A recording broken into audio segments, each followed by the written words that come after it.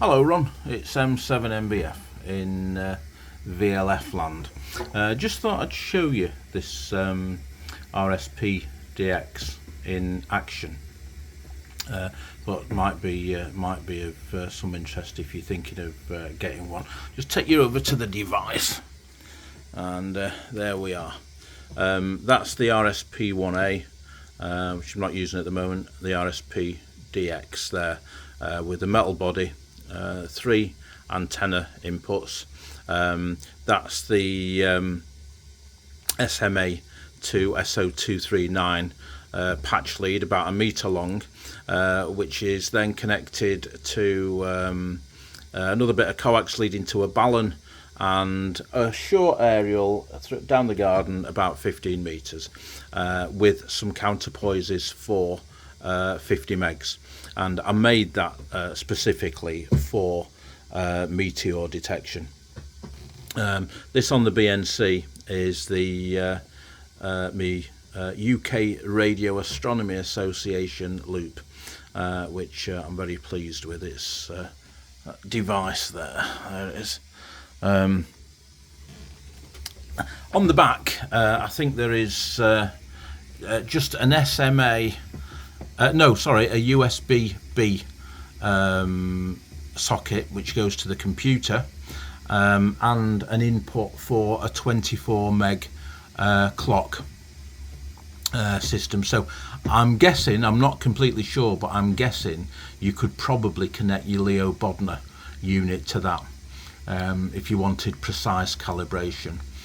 The SDR console program that I'm using now is actually very well calibrated, but for some of the things that you're interested in, you may well want more precise measurements. So just to talk you through what we're seeing at the moment, this is the VLF spectrum. Along you see the waterfall as normal, and you see these spherics coming in from quite a distance. There isn't a lot of lightning going on anywhere in Europe. There's some down the far eastern end of the Med, I think, but these are all distant, distant flashes, probably from the Florida area, and something just coming from DC there, which I'm guessing is probably the fridge or something like that switching. It's probably QRM, I would guess. But on SDR console, you've got complete control over the receiver, mode, filters. They're all very flexible. If you don't like what's in there, you can make your own, as I've done with a couple of them. A little bit of noise reduction.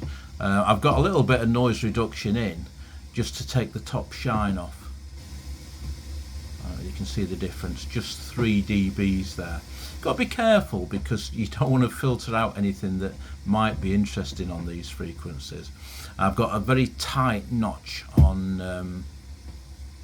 to just remove the harmonics of 50 Hertz. Now you can hear that. It's actually not too bad at the moment.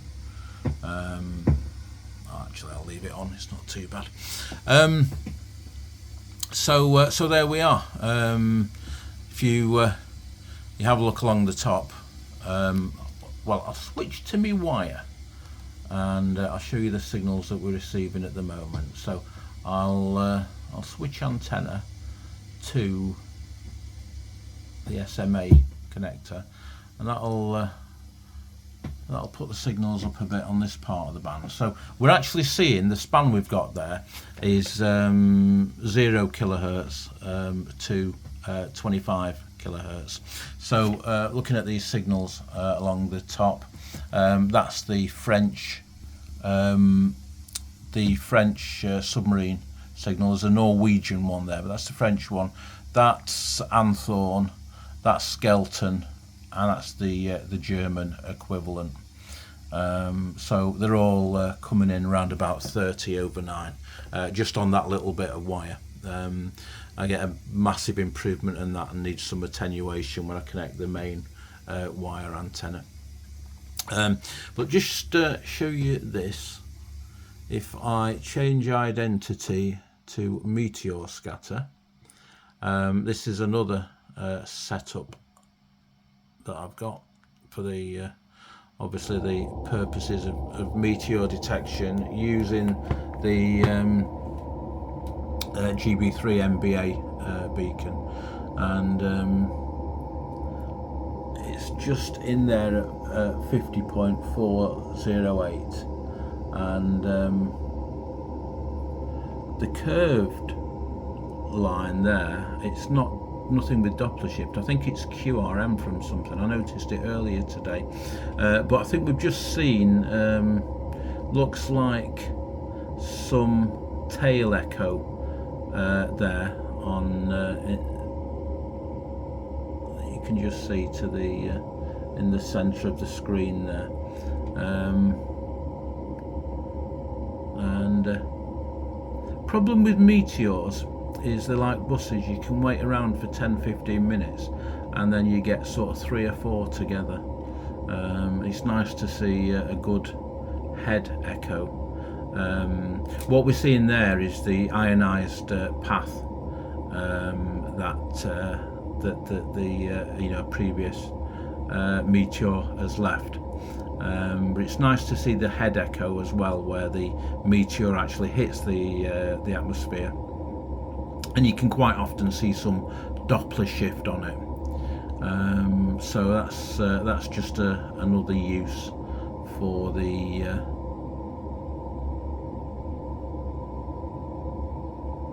receiver. Yeah, it's some sort of QRM, that one, that's shifting up and down in frequency. We'll ignore that anyway, and let's go back to VLF.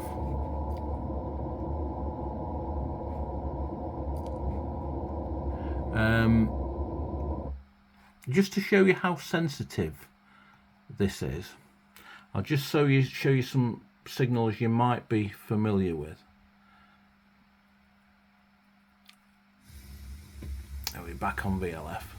Now if I've got some memories saved, I'll switch to MSF on 60 kilohertz. And that's S9 plus 35 dBs. Very strong signal, as you'd expect, really. Let's just hit the minute there.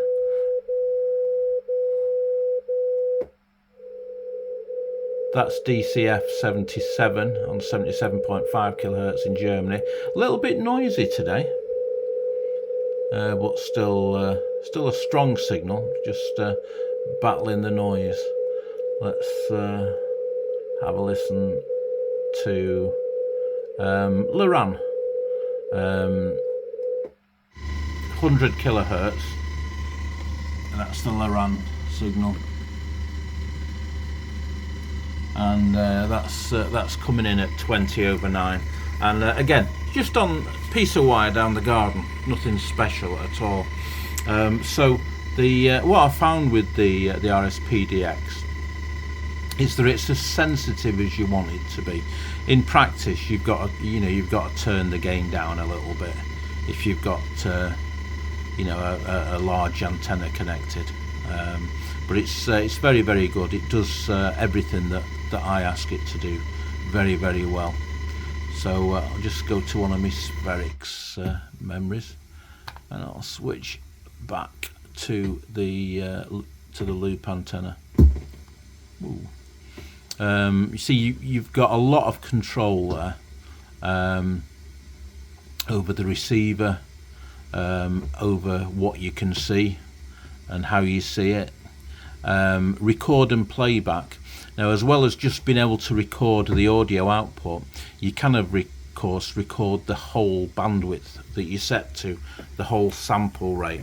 Now I keep a narrow sample rate of about 500 kilohertz. So when I record, some big stuff coming in. When I record, I only record 500 kilohertz. I think it will go up to 2 megs, so you can easily record a whole band and then play it back, and might be useful for any sort of experiments you are doing, to be able to look at the band in retrospect. Problem is, obviously, the higher the sample rate, the bigger the file that you're going to create in the recording, which is why I keep it to 500 kilohertz.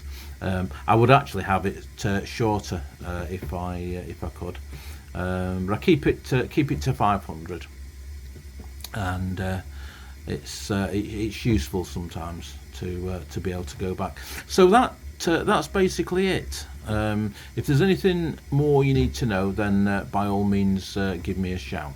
And but I'm more than pleased with this device, and with the SDR console, which is the software that Paul AFC recommended, and he's absolutely right. It's it's excellent. Just like all of them, it just needs a little bit of time spending with it to to get used to the thing, but it's all good fun. All right, Ron 73, and speak to you soon.